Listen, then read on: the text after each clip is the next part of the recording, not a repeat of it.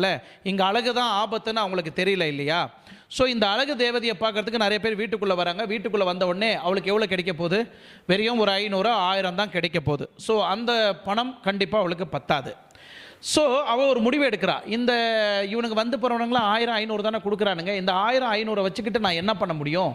இதை சார்ந்து வேறு எதனா நம்ம ஒரு பெரிய பிளான் பண்ணுமே அப்படின்னு ஒரு முடிவு எடுக்கிறா.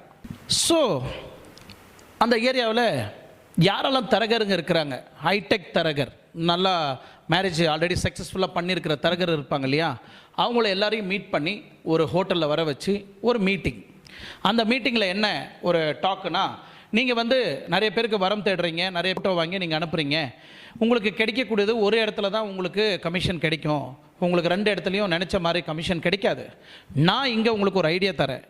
யாரெல்லாம் வரம் கேட்டு வராங்களோ அவங்களுக்கு என்னோடய ஃபோட்டோவை அனுப்புங்க, என்னோடய ப்ரொஃபைல் அனுப்புங்க.